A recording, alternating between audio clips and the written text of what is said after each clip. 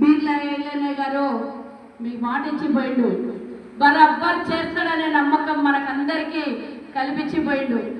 ఇంతకుముందు ఒక లెక్క, ఇప్పుడు ఇంకో లెక్క. ఈరోజు విప్ గారు మాట ఇచ్చిర్రంటే ముఖ్యమంత్రి గారు ఇచ్చినట్టే, ఇందాక వాగ్దానం చేసిపోయినట్లంటే మరి యాదాద్రి నరసింహస్వామి సన్నిధిలో ఈ కార్యక్రమాన్ని నిర్వహించినప్పుడు మరి ముఖ్య అతిథిగా విచ్చేసి మరి శాసనసభ్యులు అలాగే విప్ గారైనటువంటి బీర్ల ఎల్లన్న గారు మాటిచ్చారు, బరాబర్ అది నెరవేరుతుందని. ఆ నరసింహస్వామి కటాక్షం తప్పకుండా ఉండి మీ అందరి కళ నెరవేరుతుందని కోరుకుంటూ మరి ఈనాటి ఈ కార్యక్రమానికి సభా అధ్యక్ష వహిస్తూ అత్యమన్నా ఎవరో తుమ్మినట్టు మరి గణేష్ సోదరుడు నిజంగా ఈ కార్యక్రమం చేయాలి అని అంటే గత 20 రోజుల నుంచి నాకు టచ్లో ఉన్నాడు సోదరుడు.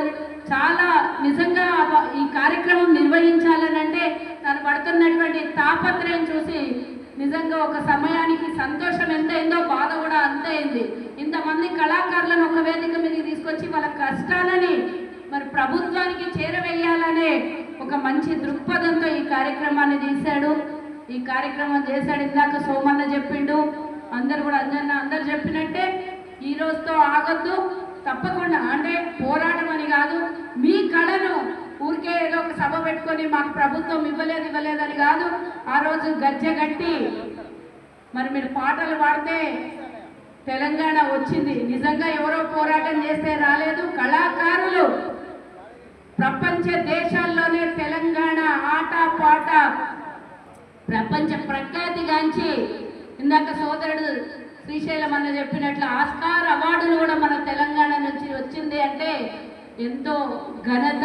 నిజంగానే మరి కళాకారులు చేసినటువంటి ఆ రోజు సాహసమైనా సరే, తెలంగాణ రావడానికి విజయమైనా సరే మీ వంతు పూర్తి స్థాయి భాగస్వామ్యం ఉన్నది అని ఈరోజు గణేష్ ఈ కార్యక్రమాన్ని నిర్వహించినందుకు గణేష్కి కూడా శుభాకాంక్షలు, ధన్యవాదాలు తెలియజేస్తూ అలాగే వారికి సహకరించినటువంటి వాళ్ళ మిత్ర బృందం అందరికీ కూడా, కమిటీ సభ్యులందరికీ కూడా, కష్టపడ్డ ప్రతి ఒక్కరికి కూడా ధన్యవాదాలు తెలియజేస్తూ వేదిక మీద మరి చాలా మంది జాజుల సీనన్న గారు మరి ఎన్నో ఏళ్ల నుంచి బీసీ ఉద్యమం చేస్తూ కొంతమంది రాజకీయం కోసం వారి స్వలాభం కోసం ఎటో వెళ్ళిండొచ్చు, నేను పేర్లు చెప్పక్కర్లేదు, మీకు అందరికీ తెలుసు.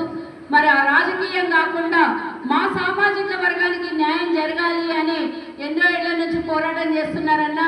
మీరు రాజకీయాల్లోకి రాకండి, దయచేసి మీ సామాజిక వర్గానికి న్యాయం చేయండి. మీ సామాజిక వర్గం అంతా